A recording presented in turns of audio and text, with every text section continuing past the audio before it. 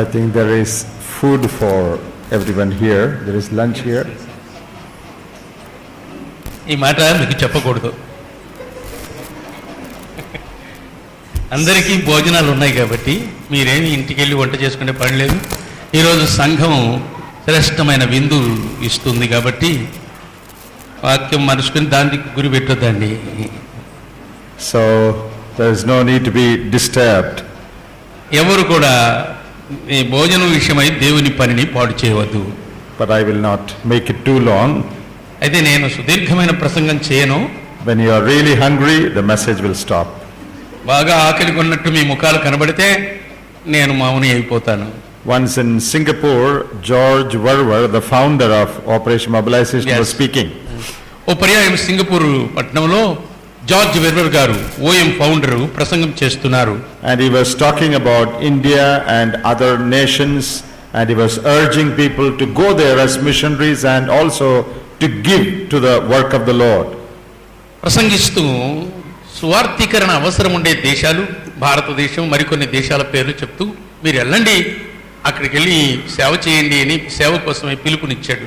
So he was so excited that he went on and on and on non-stop. ఆయన ఆవేశంతో ఆగకుండా ప్రసంగం కొనసాగిస్తూనే ఉన్నాడు సువార్తల గురించి. And he was challenging people to give and to go. దేవునికి ఇవ్వండి లేక పంపండి, మీరు వెళ్ళండి లేక పంపండి, సహాయం చేయండి అని కంటిన్యూగా చెప్తూనే ఉన్నాడు, సవాలు విసురుతున్నాడు. And the message was just going on. ప్రసంగం కొనసాగుతూనే ఉంది. He is not stopping. ఆగడం లేదు ఆయన. So somebody at the back got very irritated. వెనక కూర్చున్న వారిలో ఒక ఆయన ఎవరో కొంచెం తట్టుకోలేకపోయాడు. So he took the watch and showed like this. గడియారం ఎత్తి చూపించాడు.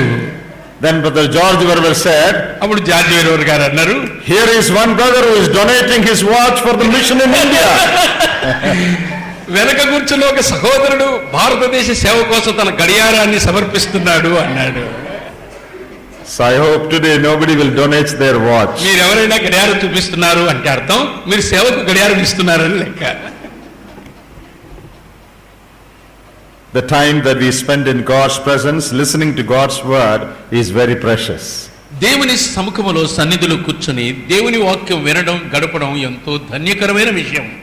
What if the Lord writes a letter to you about your spiritual life?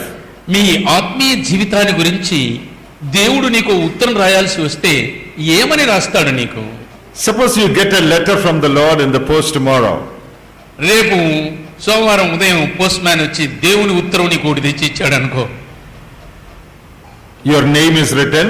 నీ పేరు రాయబడి ఉంది. And from it says from God in heaven. పరలోకమందలి దేవుని యొద్ద నుండి వ్రాయబడుచున్న ఉత్తరం ఏమనగా, how would you take it?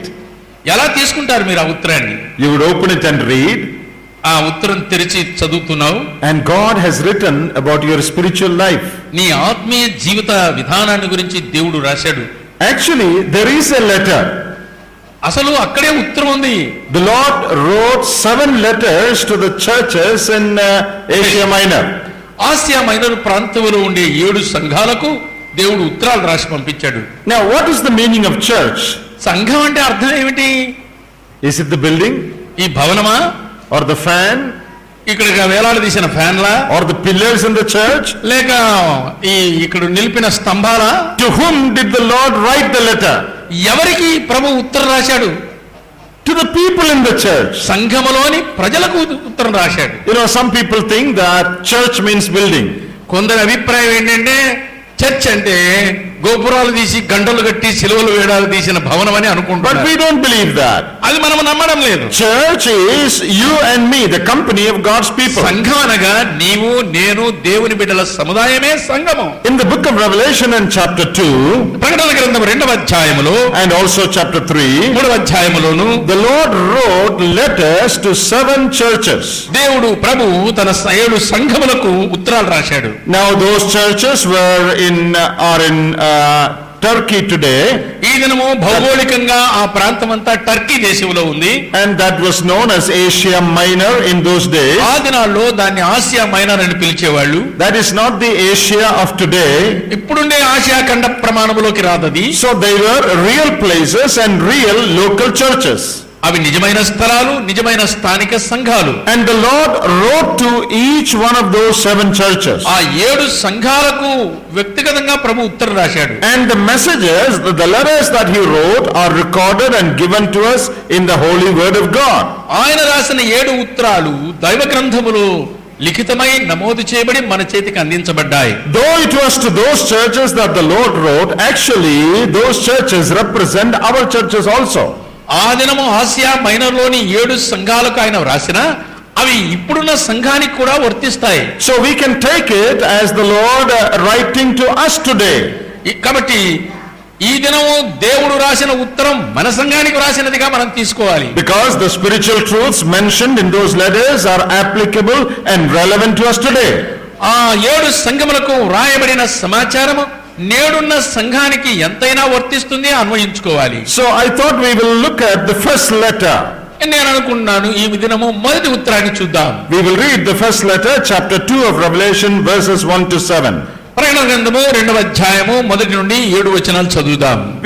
Though we will read the whole letter, we will not explain every word and sentence. ఈ ఉత్తరం అంతా చదువుతాం గానీ ప్రతి పదాన్ని ప్రతి వాక్యాన్ని వివరించే సమయం చాలదు. But we will try to learn the main lesson the Lord is trying to teach. ప్రభు ఏ సంగతి మనకు బోధించగోరుతున్నాడో ఆ ముఖ్యాంశాన్ని పరిశోధిద్దాం. And verses 1 to 7 somebody will read. ఎవరైనా ఒకరు చదవచ్చు. ప్రకటన గ్రంథము 2వ అధ్యాయము 1-7 వచనాలు.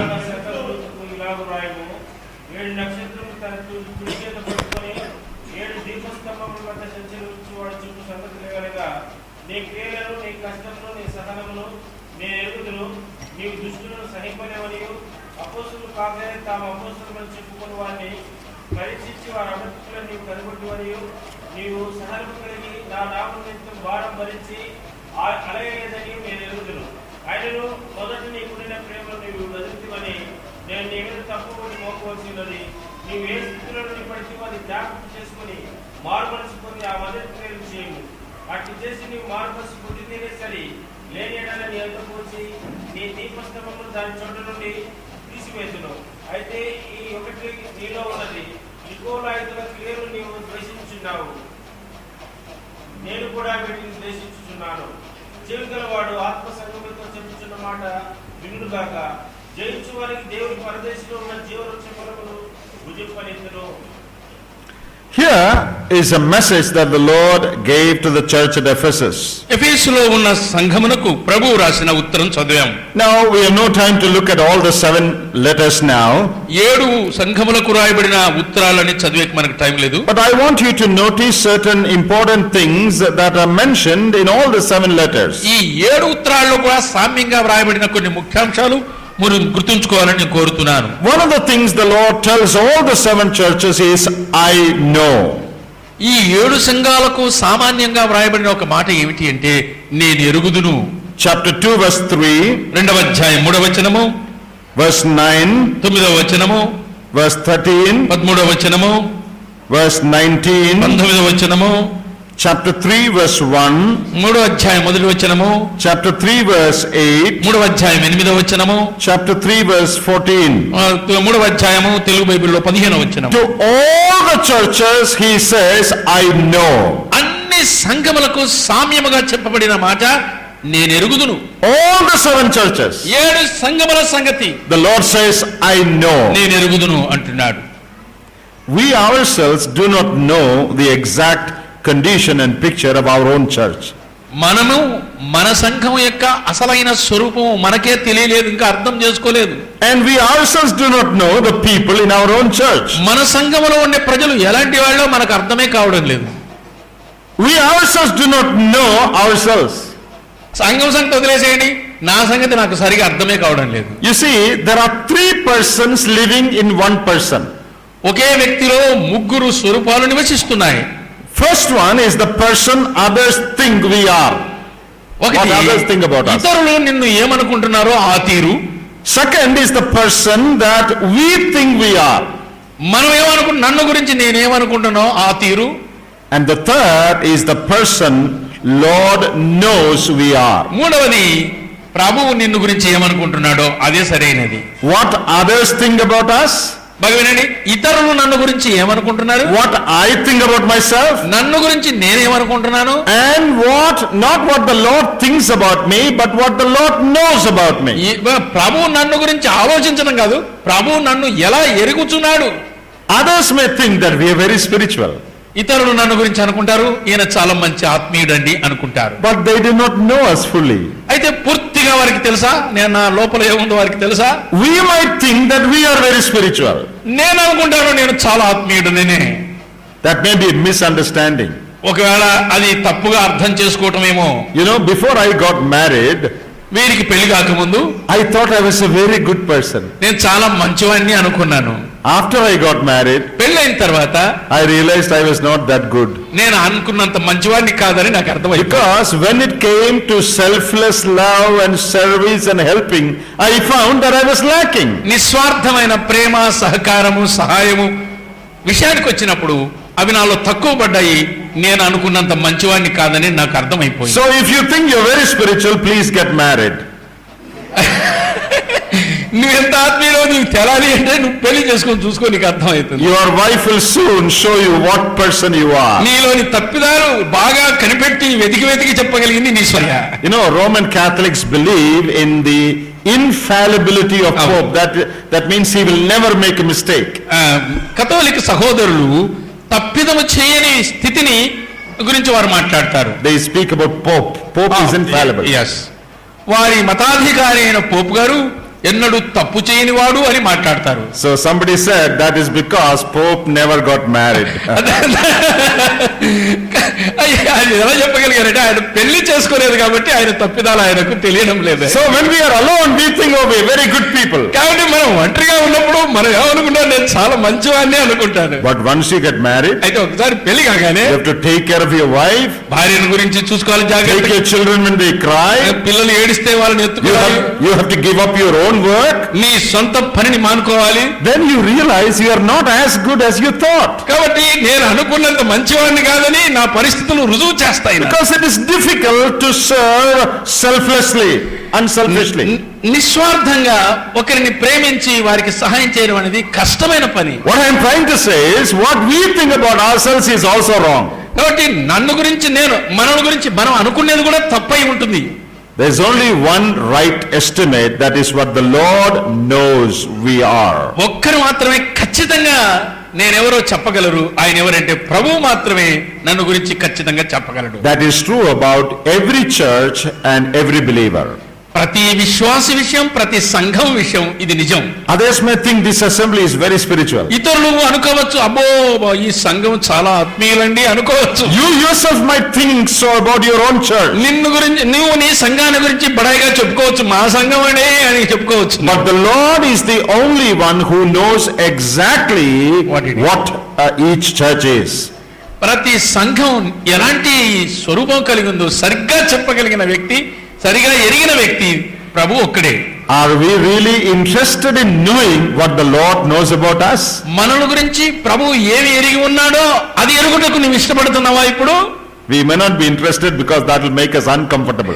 అది మనకు అంత ఇంట్రెస్ట్ ఉండదు, అంత శ్రద్ధ ఉండదు. ఎందుకంటే ఆయన మన సంగతి అంతా చెప్పినప్పుడు మనకు కొంచెం ఇబ్బంది కలుగుతుంది. We would rather live in that fool's paradise, that imaginary world where we think we are very spiritual. చాలా బాగున్నాము, ఆత్మీయంగా ఉన్నామని తలంచినట్టుగా ఫుల్స్ పారడైజ్ లో ఉన్నట్టుగా మన గురించి మనం అనుకుంటాం. But when the Lord tells us what He knows about us, we become restless. మనం ఏమై ఉన్నామో ఆయన ఎరిగి ఉన్నాడు. అది ఆయన మనకు చెబితే మనం అసహనం, కలవరం మనకు కలుగుతుంది. To all the 7 churches, the Lord says, I know. 7 సంఘములకు చెప్పిన ఏకైక మాట, నేను ఎరుగుదును. I know you. నేను నిన్ను ఎరుగుదును. I know you. నేను నిన్ను ఎరుగుదును. He knows us in a way that no one else knows. ఇతరులు ఎవ్వరూ ఎరగనంత రీతిగా ఆయన మాత్రమే మనల్ని ఎరిగి ఉన్నాడు. You see, here we read that letter to the believers in Ephesus. ఎఫెసులో ఉండే మొదటి సంఘమునకు రాయబడిన ఉత్తరం చదివాం. People who labored in Ephesus, they did not know this church just as well. ఎఫెసులో పరిచర్య చేసిన సేవకులు కూడా అది ఎలా ఉందో ఈ సంగతి వారు ఎరిగి ఉండలేదు. But the Lord says, I know everything. అయితే ప్రభు అంటున్నాడు, ప్రతి విషయము నీ క్రియలన్నీ నేను ఎరుగుదును. Do you know that the Lord knows everything about you? నిన్ను గురించి ప్రభువు సమస్తము నిన్ను గురించి ఎరిగి ఉన్నాడని నువ్వు ఎరుగుదువా? Sometimes we don't realize that. కొన్నిసార్లు మనం అది గ్రహింపు కాదు. We think that the Lord doesn't know everything. ప్రభువుకి ఏమీ తెలియదన్నట్టుగా మనం అనుకుంటాం. You know, when Jesus was on this earth, ప్రభు అయిన యేసు ఈ భూముఖాన ఉన్నప్పుడు in John chapter 4, యోహాను సువార్త 4వ అధ్యాయం he met that Samaritan woman. అక్కడ సుకారుని బావి దగ్గర సమరయ స్త్రీని కలుసుకున్నాడు. And they had a conversation about religion and worship and all that. మతాన్ని గురించి, ఆరాధనల గురించి అనేక సంగతులు ఆమెతో సంభాషించాడు. That lady looked very pious and religious and godly. ఆ స్త్రీ చూచేదానికి భక్తిపరురాలుగా, పరిశుద్ధురాలుగా కనబడింది కాబట్టే ప్రభు ఈమె ఈ సంగతులు ఆమెతో చెప్పాడు. And she was talking big things. ఆమె పెద్ద పెద్ద కథలు మాట్లాడుతుంది ఈయనతోటి. In between, the Lord said, ఆ మధ్యలో ప్రభు అన్నాడు, okay, you go and bring your husband. మంచిదమ్మా, బాగానే మాట్లాడుతున్నావు, ఇంటికి వెళ్ళి మీ వారిని పిలుచుకోరండి, మీ భర్తను తీసుకురండి అన్నది. Then her whole picture about herself crumbled down. అప్పుడు ఆమె ఆ సహజమైనటువంటి దృశ్యం అంత కుప్పకూలినట్టుగా ఆమె తెలుసుకోగలిగింది. She said, I have no husband. ఆమె యథార్థం చెప్పుకుని నాకు భర్త లేడు. And the Lord said, ప్రభు అన్నాడు, what you said is right. నీవు చెప్పింది సరే అన్నాడు. You've had 5. నీకు 5 పెనిమిట్లుండ్రి, And the one with whom you now live is not your husband. ఇప్పుడున్నవాడు కూడా నీకు సొంతం కాదు, ఏడో వాని కోసం పోతున్నావమ్మా నువ్వు అంటూ చెప్తున్నాడు. And this lady was surprised. ఈమెకు ఆశ్చర్యమైంది ఆమె చరిత్ర అంతా చెప్పేసేసరికి. How did you know this? అయ్యా, ఇది నీకెలాగ తెలుసు? My second husband never knew that I had a first husband. నాకు మొదటి భర్త ఉన్న సంగతి నా రెండో భర్తకు తెలియదే. And the third one never knew I had 2. మూడో వానికి రెండో వాని సంగతి తెలియదే. And the 5th one never knew I had 4. ఐదో వాడు ఇంతకు ముందు 4 మార్చారనే సంగతి ఐదో వానికి తెలియదే. The present one got married thinking that I am unmarried. 6వ వాడు నన్ను చేసుకున్నాడు, నేను పెళ్లిగాని కన్యకలాగా అతనికి కనబడుతున్నాను. Well, that's not in the Bible, that's my imagination. అది బైబిల్లో లేదు, మీకు అర్థం కాని నేను చెబుతున్నాను ఈ సంగతి. But how did you know this? అయితే ఇది నీకెలా తెలుసు? He knows everything. అన్ని ఆయనకు తెలుసు. A man called Zacchaeus got onto the tree to see Jesus. పొట్టివాడైన జక్కయ్య మేడి చెట్టునికి యేసును చూడగోరుచూ ఉన్నాడు. And he has never met him, he has never seen him, that's why he got on to the tree. ఎన్నడూ చూడలేని యేసును ఎలాగైనా చూడాలని తాపత్రయం చేత చెట్టెక్కి కూర్చున్నాడు. When Jesus came beneath that tree, మేడి చెట్టు కిందికి, జక్కయ్య ఉన్న చెట్టు కిందికి యేసు వచ్చినప్పుడు he did not say, hey Chotu, come down. ఎవడో పొట్టోడు పైన ఉన్నాడు దిగరా అని చెప్పలేదు ఆయన. What did he say? ఏమన్నాడు? Zacchaeus, come down. జక్కయ్య దిగిరమ్ము అన్న. You know my name? Wow, నా పేరు నీకు తెలుసా? We have never met. ఎన్నడూ కలుసుకోలేదు నిన్ను. I wanted to see you for the first time. మొదటిసారి నిన్ను చూస్తున్నా. I only heard about you. నిన్ను గురించి విన్నాను గాని You know my name also. నా పేరు కూడా నీకు తెలుసా? He knows our name. మన పేర్లు ఆయనకు తెలుసు, He knows our address. మన అడ్రస్ ఆయనకు తెలుసు, He knows how many husbands are there. ఈ భర్తలు ఎంతమంది ఉన్నారో తెలుసు, How many wives are there. భార్యలు నీకు ఎంతమంది ఉన్నారో తెలుసు. He knows everything about us. అంతా ఎరిగిన సంగతే. Please read Hebrews chapter 4 and verse 13. Hebrew పత్రిక 4వ అధ్యాయం 13వ వచనం దయచేసి చదవండి. That is a good verse for us all to remember. అందరము గుర్తుంచుకోవలసిన మంచి మాట. హెబ్రీ పత్రిక 4వ అధ్యాయం 13వ వచనము. Oh.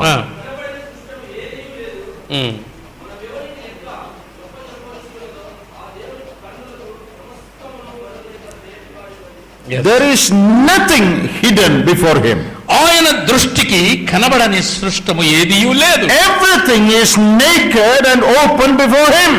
సమస్తము దేవుని కన్నులకు మరుగులేక తేటగా కనబడుచున్నవి. What is the next sentence? తర్వాత వచనంలో ఏమని ఉన్నది? It is with him that we have to do business. ఆయనతో మనకు లెక్క అప్పచెప్పవలసిన పని ఉన్నది. It is with him that we have to do business. ఆయనతో మనం వ్యాపారం చేయవలసి ఉన్నది. Not only that he knows everything, మనలంతా ఎరిగి ఉండడమే కాదు, we are accountable before him who knows everything. మనదంతా ఎరిగిన వానికి మనము లెక్క చెప్పవలసి ఉన్నది.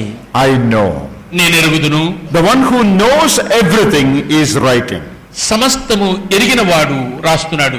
May we become conscious of the fact that whatever others may think about us, the Lord knows everything about us. ఇతరులు ఏ విధంగానైనా ఏమైనా నన్ను గురించి అనుకోని గాక పర్వాలేదు కానీ అయితే నా ప్రభువు నన్ను గురించి ఏమి ఎరిగి ఉన్నాడు, ఏమనబోతున్నాడు నన్ను గురించి. And in verse 1 we read, మొదటి వచనంలో చదువుతున్నాము, he walks in the midst of these 7 candlesticks. 7 దీప స్తంభముల మధ్య సంచరించుచున్నవాడు. What does that mean?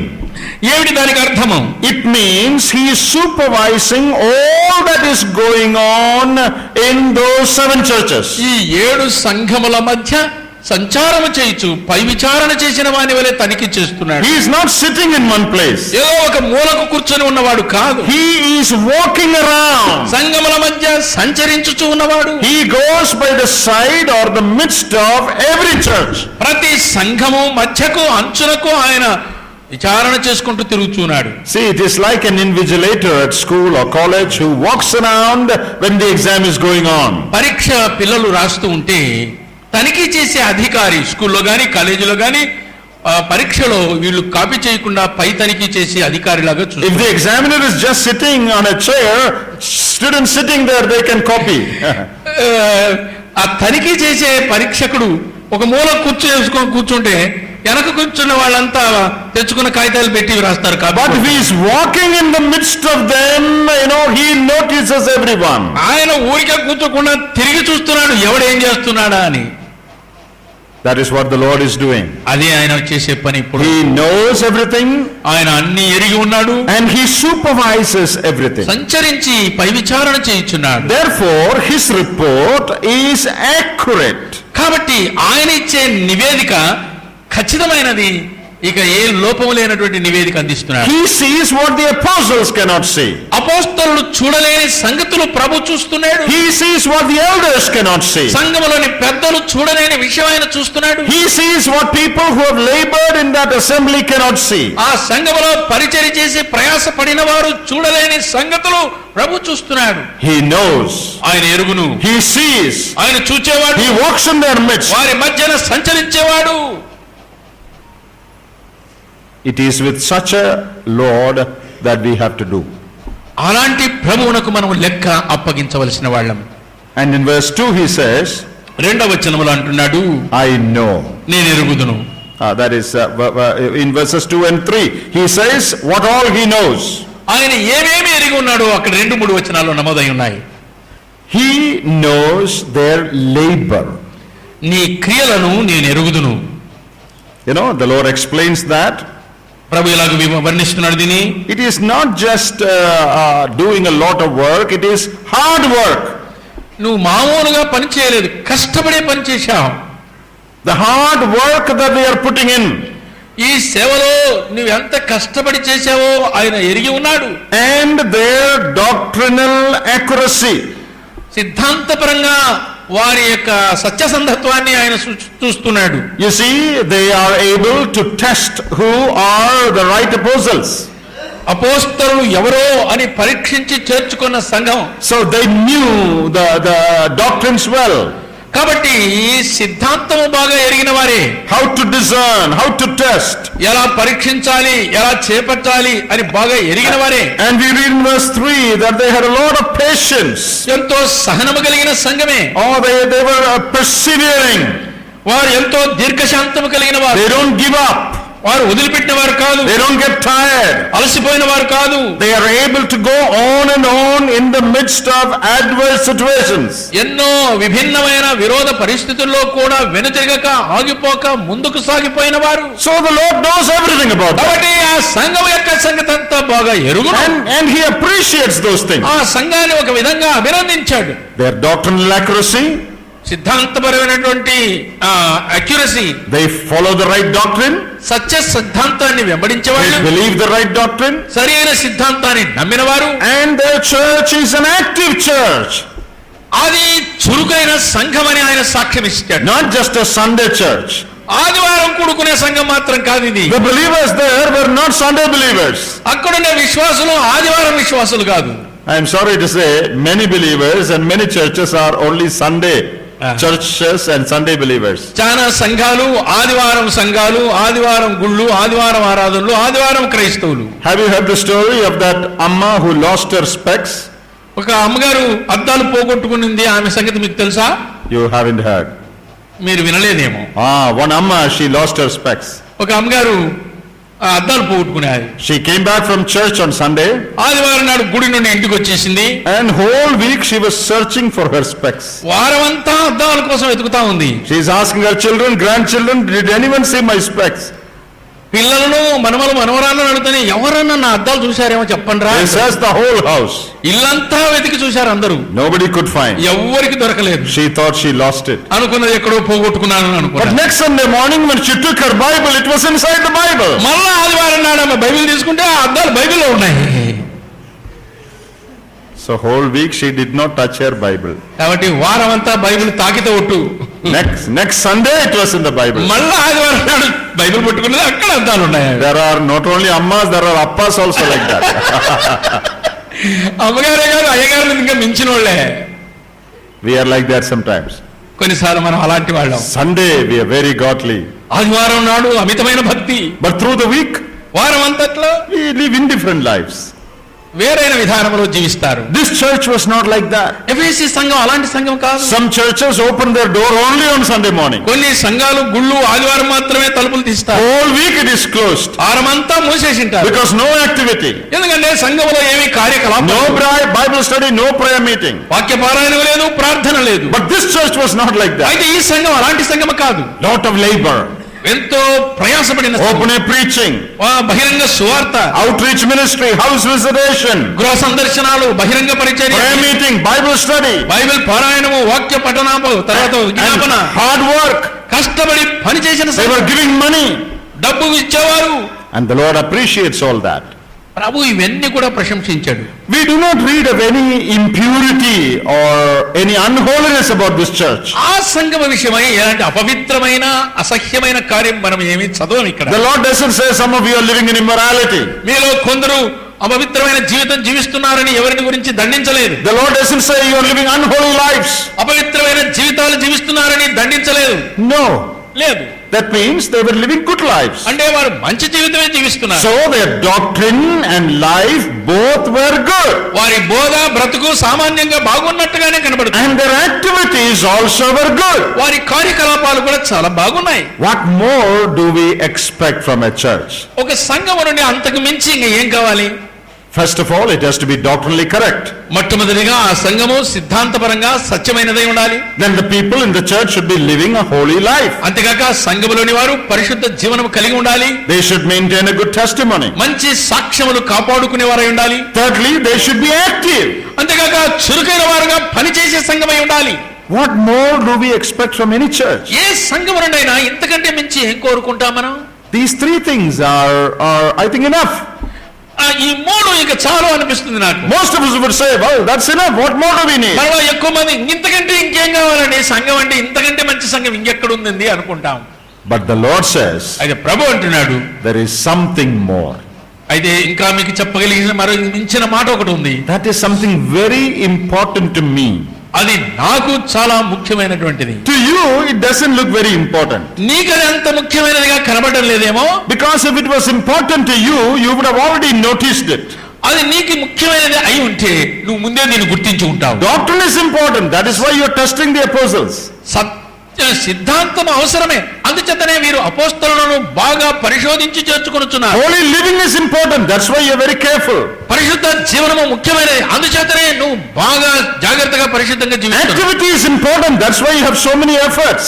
కార్యకలాపాలు కూడా అవసరమైనవే, అందుచేతనే మీరు ఎన్నో ప్రయత్నాలు చేస్తున్నారు. But this thing that I have noticed is not important to you. అయితే నేను మిమ్మల్ని కనిపెట్టిన ఈ లోపము నీకంత ముఖ్యమైనదిగా కనబడలేదు. Because you haven't noticed it. ఎలాగనగా నీవు ఇంతవరకు గుర్తించలేదు. If it was important, you would have taken a note of it. ఒకవేళ అది నీకు ముఖ్యమనిపించి ఉంటే నువ్వు దాన్ని గుర్తించి ఉండేవాడు. Though it may not be important to you, it is very important to me. అది నీకంత ముఖ్యమైనది కాకపోయినా నాకు మాత్రం అతి ముఖ్యమైనది ఇదే. I have something against you. నేను నీ మీద ఒక తప్పు మోపవలసి ఉన్నది. What more, Lord, do you expect of us? ఓ దేవా, నా నుండి నీవు ఇంకేం కోరుతున్నావు? We are pakka brethren. మేము పక్కా బ్రదరన్ సంఘం, Conservative. చాలా సిద్ధాంతమైన దిట్టలము. Does not tolerate any other doctrine. ఇతర సిద్ధాంతాన్ని మేము ఓర్చుకునే వాళ్ళం కాదు. Everyday meeting. ప్రతిదిన కూటం, Every year Mahasabhalu. ప్రతి సంవత్సరం మహాసభలు. People are living good lives. మంచి జీవితాలు జీవిస్తున్నారు. What more complaint you have against ఈ us? నా మీద ఇంకేమి తప్పు మోపగలవు నీవు? The Lord says, ప్రభు అంటున్నాడు, you have left your first love. నీ మొదటి ప్రేమను నీవు కోల్పోతివి. What is that? ఏమిటది? We don't know. అది మనకు తెలియదు. We know only doctrine, activity and life. సిద్ధాంతం తెలుసు, కార్యకలాపాలు తెలుసు, జీవితం తెలుసు. What is this love? ఏమిటి ఈ ప్రేమ? The Lord says, that's what's important to me. అది నాకు చాలా ముఖ్యమని అడుగుతున్నాడు. You see, all the other things can become a ritual as you do it often, and you can do it without love. మన దినదినము చేసే ఈ కార్యకలాపాలన్నీ కూడా ప్రేమ లేకుండా చేస్తే అవి ఆచారం కిందకే వస్తాయి కానీ ఆమోదం కిందికి రావు. Some people, if they are not able to come on a Sunday, ఆదివారం రాలేని కొందరు, if they are not able to come on a Sunday, ఆదివారం రాలేని పరిస్థితులు ఉంటే it is enough to put on a tape recorder and make others hear what they prayed last Sunday, because it will be the same today. పోయిన ఆదివారం ఏం చెప్పారో ఈ ఆదివారం అదే వినపడుతుంది కాబట్టి వాళ్ళు ఒక టేప్ రికార్డర్ కొనుక్కొని అది కసెట్ పెట్టుకొని వింటే చాలు. They start the same way, అది ప్రారంభిస్తారు, they go on the same way, అదే విధంగానే కొనసాగుతారు, they close the same way. అదే విధంగానే ముగించేస్తారు. Even if you wake them up in sleep, they will say exactly the same prayer. నిద్రలో కూడా ఈ విధంగానే ప్రార్థన చేయగలరు వీళ్ళు. I think in Andhra there are not such people, but in Kerala we have such. కేరళలో కంటే ఆంధ్రలో ఇంకా అధికమైన మహానుభావులు ఉన్నారు. They have the same thing, day or night, they will narrate the same thing. ఆదివారం పగలు గాని రాత్రి గాని అదే పాత పాటే పాడిందే పాడు అన్నట్టే. Let me say a practical suggestion.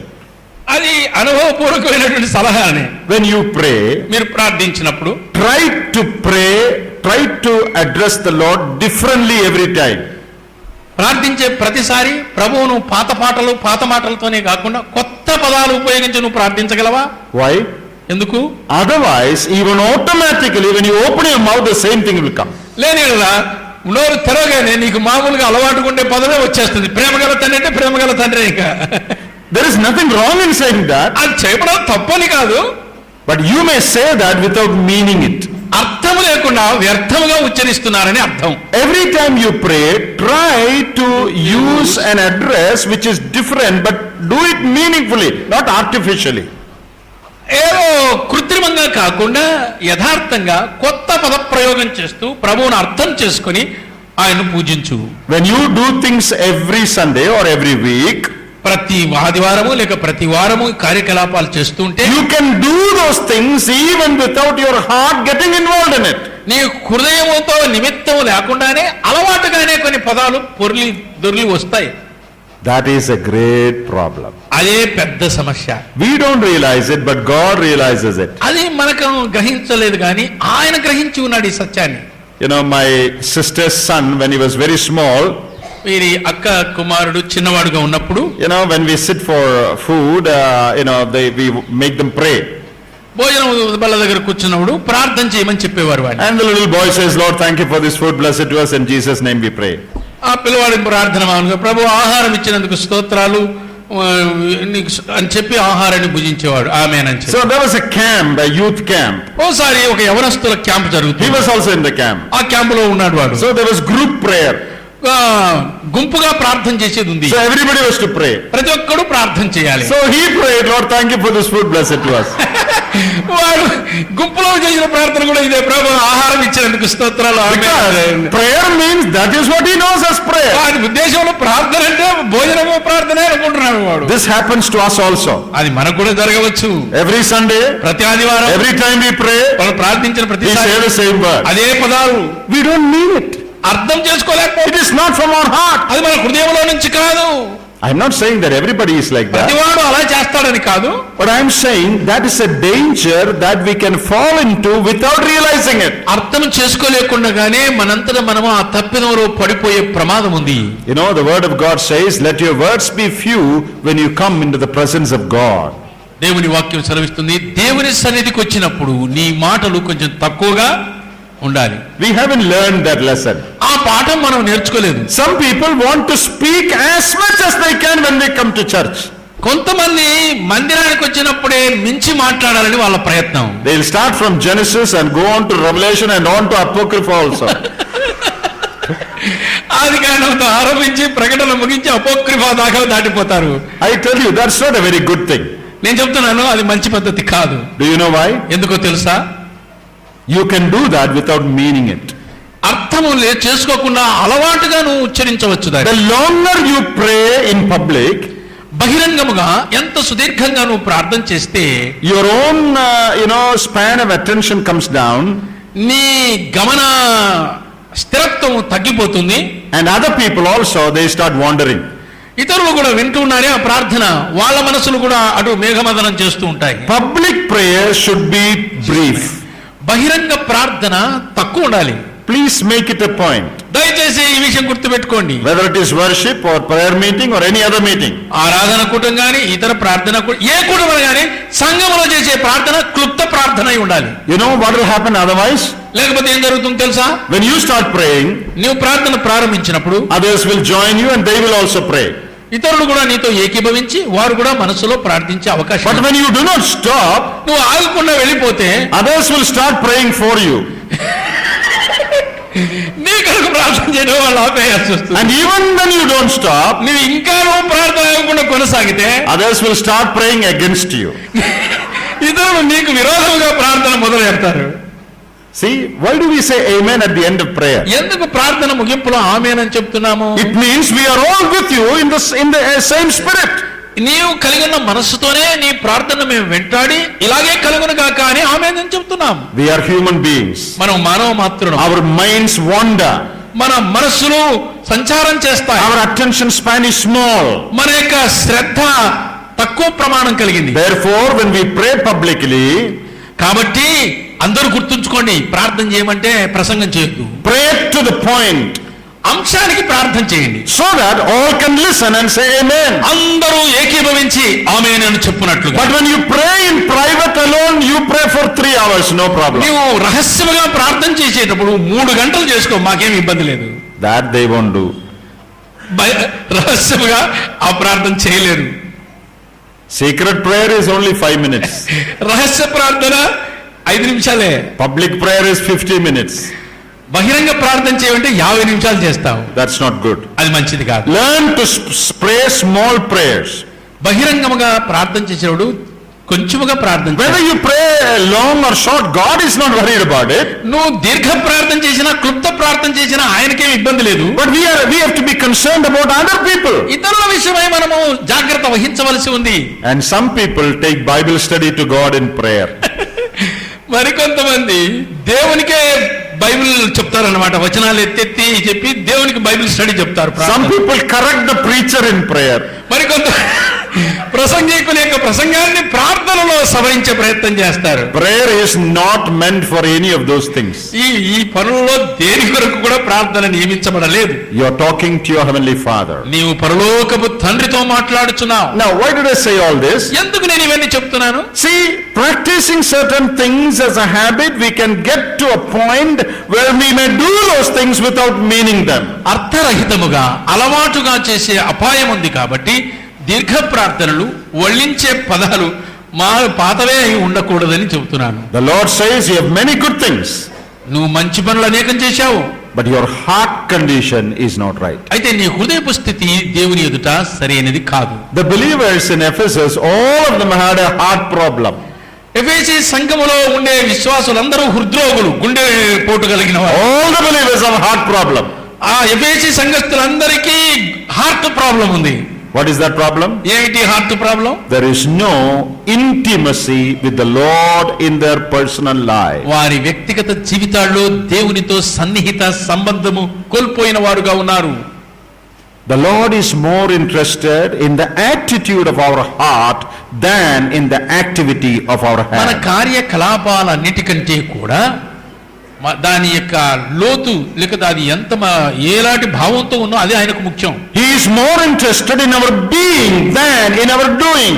మనం చేసేదానికంటే మనం ఎలా ఉన్నామో అనే దాని మీద ఆయన ఎక్కువ శ్రద్ధ I చూపిస్తున్నారు. think this is a lesson that all of us have to learn in our Christian life. మన క్రైస్తవ జీవితంలో ప్రతి ఒక్కరము నేర్చుకోవాల్సిన పాఠం ఇది. What I am is more important to God than what I do. నేను ఏమి చేస్తున్నాను అనేది దేవునికి ముఖ్యమైనది కాదు, కానీ నేను ఏమై ఉన్నాను అన్నది దేవునికి ముఖ్యం. I may be traveling around the world and preaching. నేను ప్రపంచవ్యాప్తంగా పర్యటించి ప్రసంగిస్తుండవచ్చు. That is not what God is interested in. దేవుడు దాని మీద ఆయనకు శ్రద్ధ లేదు. How is your personal life? నీ వ్యక్తిగత జీవన విధానము ఎలా ఉంది? Close you live with me.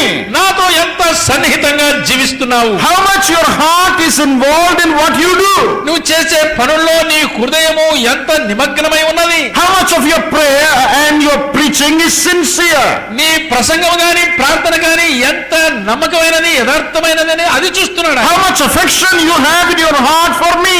నా నిమిత్తమై నీ హృదయంలోని ప్రేమ ఎంత సన్నిహితంగా ఉంది? That is what is important to God. అది దేవునికి ముఖ్యమైన విషయం. God is not happy to hear that, oh, you went to 20 countries. No, that's not the point. దేవుడు నీవు 20 దేశాలు తిరిగావని వినడం అది కాదు ఆయనకు ముఖ్యం. You may not have gone to any country.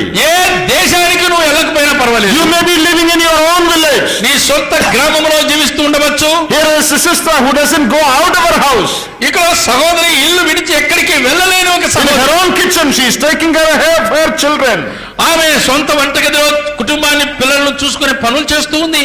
But in your little hut, ఆ చిన్న గుడిసెలోనే with your husband and your children, నీ భర్త పిల్లలతో పాటు every day when you spend time with God, ప్రతి దినము ప్రభు పాద సన్నిధిలో నీవు గడిపే సమయము, when you love God with all your heart, నీ పూర్ణ హృదయముతో ప్రభువును ప్రేమించే విధానము, and sincerely live in intimacy, intimate fellowship with the Lord every day, ప్రతి దినము ప్రభువుతో సన్నిహిత సంబంధ బాంధవ్యము కలిగి ఉండటం, that pleaseth the heart of God more than the world traveler preacher who doesn't spend time in God's presence. ప్రపంచవ్యాప్తంగా పర్యటించే ప్రసంగికుని కంటే కూడాను ప్రభు పాద సన్నిధిని సన్నిహితంగా వెతుకుతున్న ఆయనకి ఇష్టం. Oh, let me tell you something very important. నేను మరి ప్రాముఖ్యమైన సంగతి It చెప్పగోరుతున్నాను. is not the ministry that pleases the Lord primarily, it is our life that pleases the Lord primarily. నీవు చేసే పరిచర్య కాదు ప్రభువును సంతోషపరిచేది, బట్ నీ వ్యక్తిగతమైన పరిశుద్ధ సన్నిహిత జీవితము ఆయనతో ఎంత గడుపుతున్నావో అది ఆయన సంతోషపరుస్తుంది. You see, our ministries are different. మన పరిచర్యలు వేరు వేరు. All cannot preach, అందరికి ప్రసంగాలు all రావు. cannot sing. అందరూ పాడలేరు. We all have different gifts. అందరి పరిచర్యలు పలు రకాలు. Some of us, do things publicly. కొందరు బహిరంగముగా బాగా పని చేయగలరు. Everybody sees that. అందరికి కనబడినట్లుగా పని But చేయ, some of you do things secretly. మరికొందరు రహస్యముగా పని చేయవచ్చు. That is not the important thing. అది బహిరంగమా రహస్యమైనది ముఖ్యం కాదు. Your personal walk with God. దేవునితో నీ వ్యక్తిగతమైన నడక ముఖ్యం. What do you read about Enoch in the Bible? దైవ గ్రంథములో భక్తుడైన హనోకును గురించి ఏం In చదువుతాం? Genesis 5 we read about him. అతని గురించి ఆదికాండం 5వ అధ్యాయంలో చదువుచున్నాము. In Hebrews 11 also we read about ఎబ్రీ him. పత్రిక 11వ అధ్యాయంలో కూడా వ్రాయబడి ఉంది. What do you read about him? ఏం చదువుతున్నాము? In Hebrews 11 we read, he ఎబ్రీ pleased పత్రిక God. 11వ అధ్యాయం 5వ వచనం చదివినట్లయితే హనోకు దేవునికి ఇష్టడుగా నడిచినవాడు. He pleased God. ఆయన దేవునికి ఇష్టడుగా నడిచినవాడు. He received a testimony before he was taken up that he pleased God. అతడు కొనిపోబడక మునుపు ఇతడు దేవునికి ఇష్టానుసారుడని సాక్ష్యము పొందినవాడు హనోకు. How did he please God? ఎలాగ దేవుని సంతోషపరిచాడు? Do you read of the great crusades that Enoch conducted? ఆయన నిర్వహించిన పెద్ద క్రూసేడ్స్, సువార్త దండయాత్రలు, మహాసభలు The గురించి great ఎక్కడైనా ఉందా? activities that Enoch was involved in? ఏమైనా గొప్ప ఆత్మీయమైన కార్యకలాపాల్లో నిమగ్నమైనట్టు దాఖలాలు ఉన్నాయా? The Bible studies Enoch took, or there was no Bible in those days, but teaching and preaching to ఆ others. దినాల్లో బైబిల్ లేదు కానీ బోధించుదా ప్రవచించుదా అతను గొప్పగా చేశాడా? Well, there's just one reference to his prophecy in the book of Jude. యూదా పత్రికలో ఒకే ఒక ప్రవచనం ఆయనకు సంబంధించిన వచన భాగం. We don't read anything about Enoch's activity. ఇతను హనోకు చేసిన ఇతర కార్యక్రమాలు ఏమీ లేవు. Then how did he please God? ఎలా దేవుని సంతోషపెట్టాడు? Many people think that God is pleased with all that we do. చాలా మంది ఏమనుకుంటారంటే తీరిక లేకుండా తాము చేసే పనుల వల్ల దేవుని సంతోష పెట్టవచ్చు అనుకుంటున్నారు. But we read Enoch walked with God. అయితే మనం చదువుతున్నాము హనోకు దేవునితో కూడా నడిచెను. What does that mean? ఏమిటి దాని అర్థం? Walking in the Bible refers to our daily life. నడక దైవ గ్రంథములో మన దైనందిన జీవితం ప్రభుతో ఎలా గడుపుతున్నామని తెలియచేస్తుంది. Running or race in the Bible refers to our ministry. పరుగు పందెం అని చెప్తున్నామే, అది మన పరిచర్యను చూపించే పదం.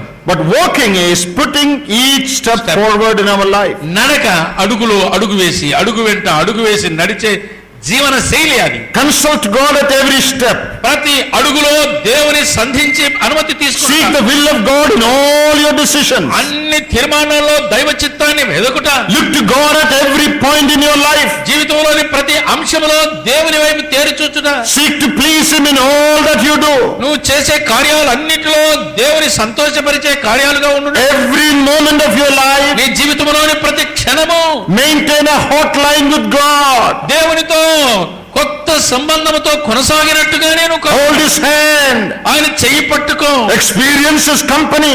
ఆయన యొక్క సహవాసమును అనుభవించు. Put each step forward as the Lord puts a step forward. ఆయన అడుగు ముందుకు వేస్తే ఆయన అడుగులో నీవు అడుగు వేసేయి. Walking with God together with Him. అడుగులో అడుగు వేసి చెయ్యిలో చెయ్యి కలిపి ఆయన వెంట మిత్రుడు వలె నడుచుట. When you walk with somebody, ఎవరితోనైనా కలిసి నడిస్తే you experience His presence. అతని సన్నిధి నీతో ఉన్నట్టుగా నువ్వు గ్రహిస్తావు. You experience His company. ఆయన సహవాసము నీవు అనుభవిస్తావు. You converse with Him. ఆయనతో సంభాషిస్తావు. Back and forth. ముందు వెనకలు. That is what it means to walk. అది నడకంటే అర్థం అది. And you agree with Him in everything. That's how you walk together. సమ్మతించగా ఎవరైనా కూడి నడచగలడా? Amos 3:3 says, can you walk together except they be agreed? ఆమోసు 3:3లో చదువుతున్నాము, సమ్మతించగా ఇద్దరు కూడి నడిచెదరా? You have to agree to walk in the same direction. అదే దిశలో నీవు ప్రయాణం సాగించాలి. You have to agree to walk at the same speed. అదే వేగంతో నీవు నడవాలి. Otherwise you cannot walk. లేకపోతే నువ్వు నడవలేవు. That is what pleased God. దేవునితో నడిచి సంతోషపెట్టడం అంటే అది. I am not saying activities are not important. ఈ కార్యక్రమాలని రద్దు చేసుకోమని ఇవి ముఖ్యం కాదని నేను చెప్పడం లేదు. But here the lesson the Lord is teaching. అదే ప్రభు మనకి ఇక్కడ నేర్పే పాఠం. All your labor, నీ ప్రయాసంతా కూడా, all your activities నీ కార్యక్రమాలన్నీ కూడా should come out of a heart of love. నీ హృదయంలో నీ ప్రేమ పొర్లుకొని వచ్చి ప్రేమతో చేసేటివై ఉండాలి. You know, I once spoke to a wife. నేను ఒక సతీమణితో ఒకసారి మాట్లాడినాను. One sister came to talk to me ఒక సహోదరి వచ్చి నాతో మాట్లాడింది about a problem that she has with her husband. ఆమె భర్తతో ఆమె కలిగి ఉండే సమస్యలు నాతో పంచుకున్నది. They live in the same house. అదే ఇంట్లో కాపురం ఉన్నారు. They sleep on the same bed. ఒకే పడక గదిలో ఒక పడకలోనే పడుకుంటున్నారు. Same room. అదే గది. But they don't speak to each other. అయితే ఇద్దరికి మాటలు లేవు. There are many homes like that. చాలా కుటుంబాలు అలా లేవా? I think the wife may be making tea for the husband. బహుశా ప్రతిరోజు ఆమె టీ చేసి ఇస్తుంది భర్తకి. Maybe cooking food. భోజనం కూడా వండి పెడుతుంది. Maybe washing his clothes and ironing them. ఆ బట్టలు ఉతుకుతుంది, ఇస్త్రీ చేసి పెడుతుంది. But they don't talk to each other. అయితే మాట్లాడడం లేదు ఆయన. There are homes like that. అలాంటి ఇల్లు చాలా ఉంటాయి. They have everything except love. ప్రేమ తప్ప అన్ని పనులు యథావిధిగా జరుగుతున్నాయి అక్కడ. Any husband wants such a family life? అలాంటి భార్య ఉంటే మేలని ఏ భర్త అయినా She కోరుకుంటాడు. cooks good food, మంచి భోజనం చేసి పెడుతుంది, does good cleaning and washing. చాకలి కంటే బాగా ఉతుకుతుంది. But we are not interested in that. అట్లాంటి భార్య కావాలని కోరుకుంటారా? What we husbands want is love. భర్త కోరుకునేది ప్రేమ గల భార్య. If you don't know cooking, we'll get something from the hotel. ఒకవేళ భార్యకు వంట రాకపోతే కూడా హోటల్ మస్తుగా ఉన్నాయి. If you cannot wash, we'll give it to the dhobi. నీవు బట్టలు ఉతకలేకపోయినా పర్వాలేదు, చాకలి చాలా ఉన్నాయి. Those things are secondary. అవి రెండవ స్థానంలో ఉంటాయి. What if the wife gets paralyzed and lies on the bed for 10 years? ఎందుకు భార్య పక్షవాతం వచ్చి 10 ఏళ్లుగా పడకలో పడిపోయింది అనుకో, Like a vegetable. ఒక కూరగాయలకు పడిపోయింది అనుకో, What to do? ఏం చేయాలి? She cannot do anything. ఏమి చేయలేని పని, బట్టలు ఉతకలేదు, టీ చేయలేదు, వండి పెట్టలేదు. ఇప్పుడు There are wives like that. అలాంటి భార్యలు ఉన్నారు. But if there is love, అయితే ప్రేమ ఉంటే the husband is still happy. భర్తకు ఇంకా సంతోషమే. The servant may be cooking and cleaning, doesn't matter. పని మనిషి వచ్చి ఉతికి వండి చాకరీ చేసిపోగలదు. But the wife is able to love. అయినా భార్య ప్రేమించగలిగిన స్థితిలో That is more important than doing all the household work without love. ప్రేమ లేకుండా ఇంటి కార్యక్రమాలు గొడ్డు చాకరీ చేసినా కూడా ఏమీ లాభం లేదు. I hope we all understand this అందరికీ message. ఇది బాగా అనుభవమే, అర్థమే. That is what the Lord is saying. అది ప్రభు చెప్తున్న మాట. Your heart is not there in what you do. నువ్వు చేసే పనుల్లో హృదయం లేకుండా చేసే పనులన్నీ కూడా వ్యర్థం. You have lost your first love. నీ మొదటి ప్రేమను నీవు కోల్పోతివి. You know, first means best also. First అనేది best. You remember the prodigal son when he came, the father says, bring him the best robe. తప్పిపోయిన కుమారుడు ఇంటికి తిరిగి వచ్చినప్పుడు తండ్రి ఇచ్చిన ఆజ్ఞ ఏంటంటే శ్రేష్టమైన సన్నపునార వస్త్రమును తీసుకురమ్మన్నాడు. That is first. అది మొదట ఇచ్చినది. First is not only in sequence, it is in quality also. అది ఏదో వరుసలో తెచ్చిచ్చేది కాదు కానీ దాని యొక్క నాణ్యత కూడా ఉండాలి. Suppose our wife makes a dish and we say first class dish. What is the meaning of that? భార్య మంచి వంటకం చేసి పెడితే ఫస్ట్ క్లాస్ గా ఉంది అని అన్నారంటే దాని అర్థం ఏంటి? It doesn't mean that's the first time she is making. It means it's the best food. అంటే మొదటిసారి నీకు వండి పెట్టిందని కాదు, ఇది శ్రేష్టమైన వంటకం అని చెప్తున్నావు. First love means best love. మొదటి ప్రేమ శ్రేష్టమైన ప్రేమ. Especially during the first days of your marriage, you experienced it. కొత్తగా పెళ్ళైన దినాలు చూడాలి, రమ్యంగా ఉంటాయి. But as time went on, కాలం జరుగుతూ ఉండగా love has grown cold. ప్రేమ నెమ్మదిగా చల్లబడిపోయింది.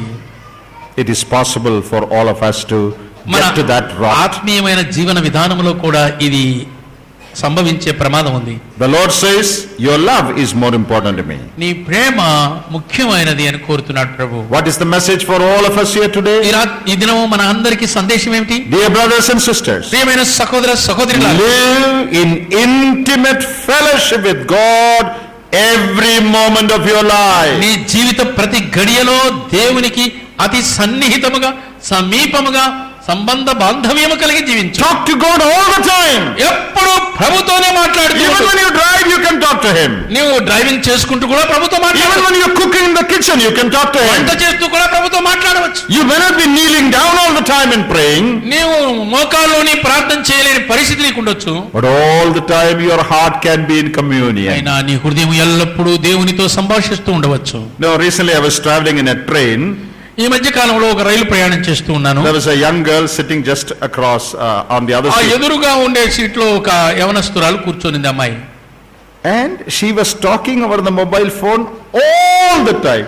అబ్బో, ఎక్కింది మొదలుకొని దిగేదాకా మాట్లాడుతూనే ఉంది సెల్ ఫోన్ లో. All the time. ఎక్కడ ఎక్కిందో ఎక్కడ దిగిందో కానీ So many hours she was talking. గంటల తరబడి ఏం మాటలు ఉన్నాయో ఏం మాటలు. Nothing serious. అంత సీరియస్ గా ఏం లేదు. I didn't understand what she was saying. అయితే నాకేం అర్థం కాలేదు. She is laughing నవ్వుతూ ఉంది and talking. మాట్లాడుతుంది. Then after few maybe she'll stop for a minute and then again talk. ఒక క్షణం ఆగుతుంది, మళ్ళా మొదలు పెడుతుంది. I soon realized నాకు అర్థమైపోయింది. she is either talking to her lover or to her newlywed husband. ప్రేమికునితోనైనా మాట్లాడుతుండాలి, లేక కొత్తగా పెళ్లి చేసుకున్న భర్తతోనైనా I మాట్లాడాలి. didn't ask her, నేను ఆమెను అడగలేదు, but I am sure that is what she was అయితే doing. అది మాత్రం ఖాయం. ప్రేమికుడు పెళ్లి చేసుకున్నవాడు. Because to your father or your mother or your friend, you cannot talk like that. తల్లితో గాని తండ్రితో గాని స్నేహితులతో గాని గంటల తరబడి మాట్లాడతారా? Went on and on and on. మాట్లాడుతూనే ఉంది ఆమె. In great joy she was talking. పొంగి పొరలిన సంతోషంతో మాట్లాడుతుంది. And I thought in my next preaching I will use this. నేను అనుకున్నాను తర్వాత ప్రసంగంలో ఈమెను చెప్పుకోవాలి అనుకున్నాను. That is love. అది ప్రేమ. We can maintain that same fellowship with God. ఆ సహవాసమును సామీప్యమును దేవునితో మన దినదినము గడపాలి. Is it not amazing that God desires such love from us? అలాంటి ప్రేమను మన నుండి ప్రభు కోరుతున్నాడు అన్నది నమ్మదగిన విషయం కాదా? God of this universe, ఈ సర్వ సృష్టికర్త అయిన దేవుడు why should He be bothered about us? ఎంతగా మన విషయమై ఎంత చింతిస్తున్నాడు. Why should He desire that I talk to Him all the time? నేనే ఆయనతో ఎక్కువగా మాట్లాడాలని ఎందుకు కోరుకుంటున్నాడు ఆయన? Is it not enough if Billy Graham talks to Him?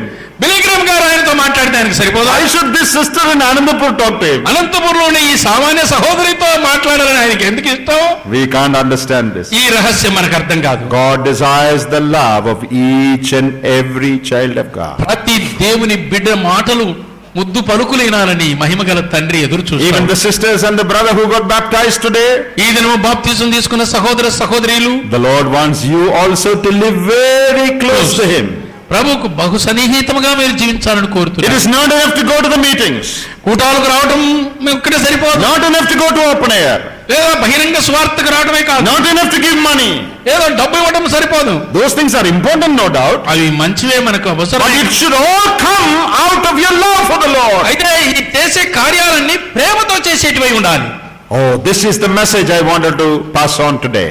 ఈ దినము మీకు అందించవలసిన సందేశం ఇది. In your day-to-day life, నీ దినదిన జీవితంలో as you get up in the morning, నువ్వు ఉదయం లేగ్గానే first thing, మొదటి సంగతి bow before God, ప్రభు దగ్గర సాగిలపడు, worship Him, ఆరాధించు, think of His love, ఆయన ప్రేమను గురించి ఆలోచించు. tell Him thank you, Lord, ఓ ప్రభువా నీకు స్తోత్రాలని చెప్పు, according to the availability of your time. నీకు సమయం దొరికిన కొలని And then you read His word, నీ ఆయన వాక్యం చదువుకో, you pray to Him, ఆయనతో ప్రార్థన చేయి. even during the day, దినమంతట్లో కూడా keep talking to Him. మాట్లాడుతూ ఉండు. Anything that you want to do, నీవు ఏమి చేయగోరినా సరే ask Him. ఆయన అడుగు. Lord, shall I do it? నేనేం చేయమంటావు? Shall I go there? అక్కడికి వెళ్ళుదునా? Shall I take up this work?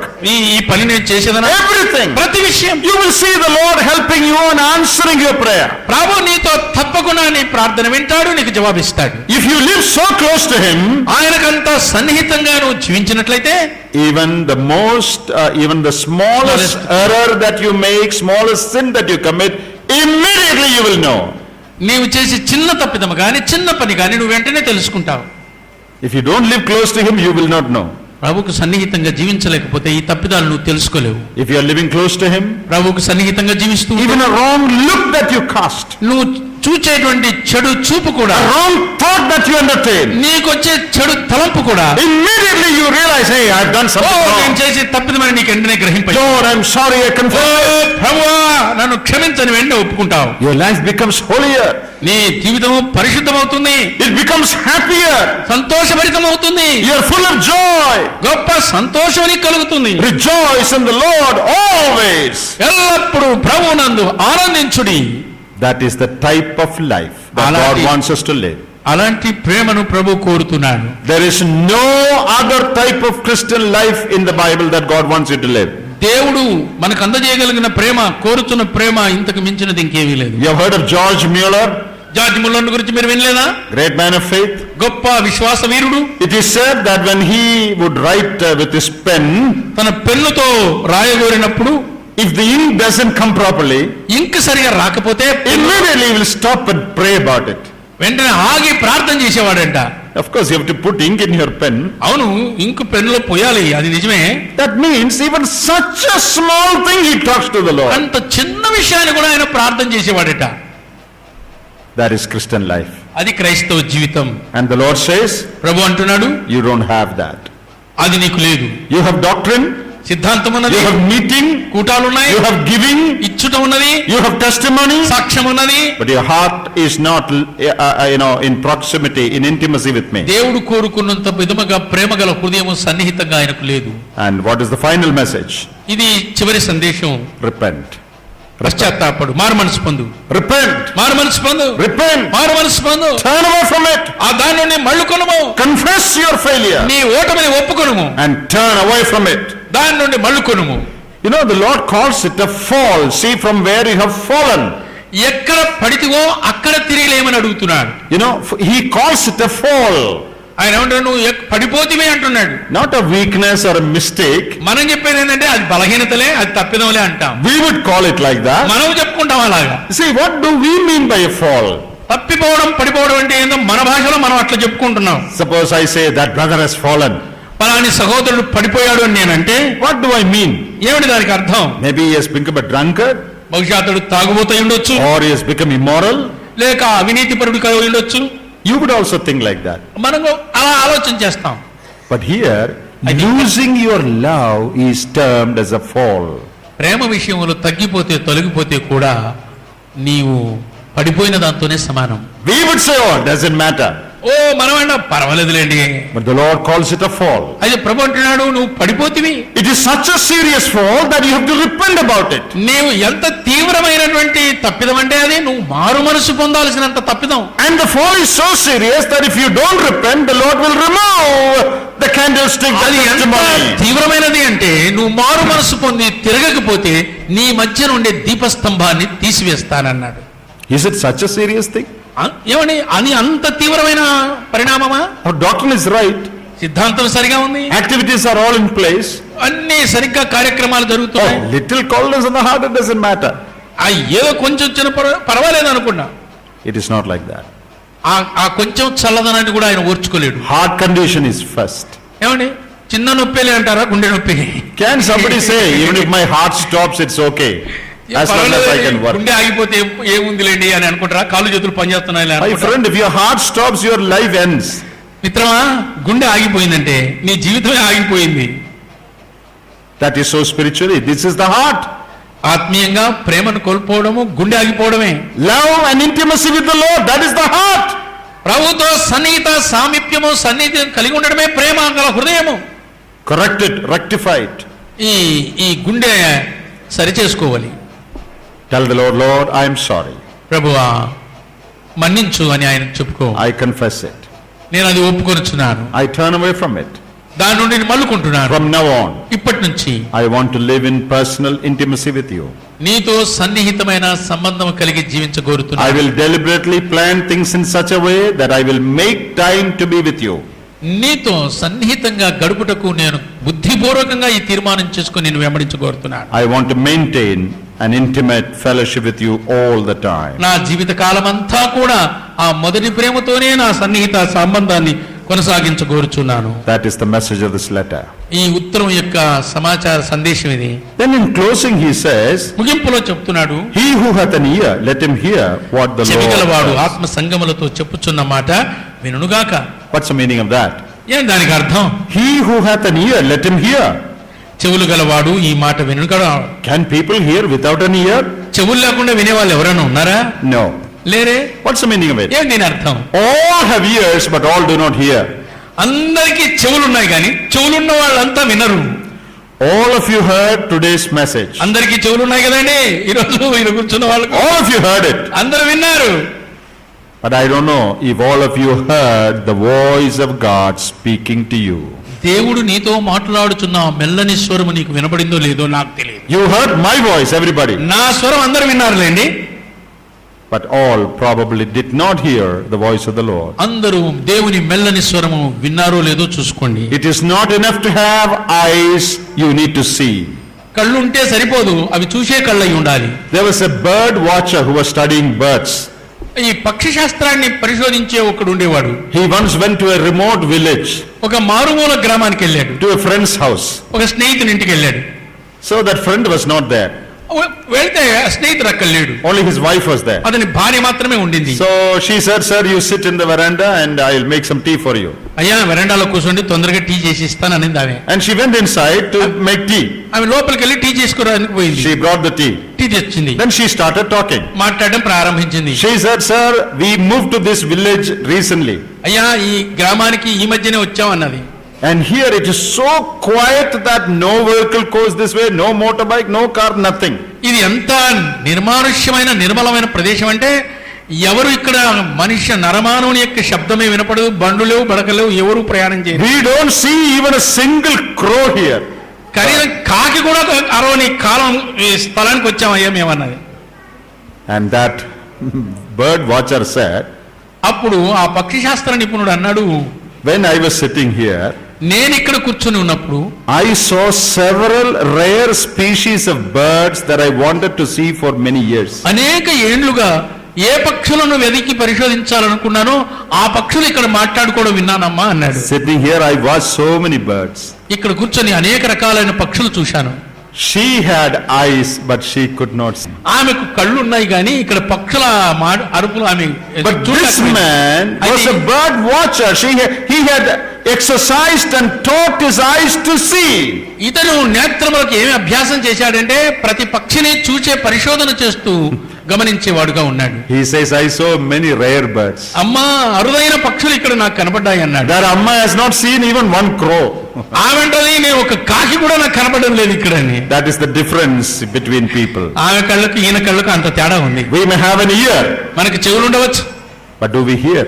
అది వినగలుగుతున్నామా? It is not enough to have an ear. చెవులు ఉండడం సరిపోదు. It is not enough to come and listen to the message in the meeting. కూటాలకు వచ్చి వాక్యం విన్నంత మాత్రం సరిపోదు. It is important that you hear what God says. దేవుడు ఏం చెప్తున్నాడో అది వినడము ముఖ్యం. Shall we bow our heads for prayer? అందరూ తల వంచండి, ప్రార్థన చేస్తాం. I am sure the Lord has spoken to us today.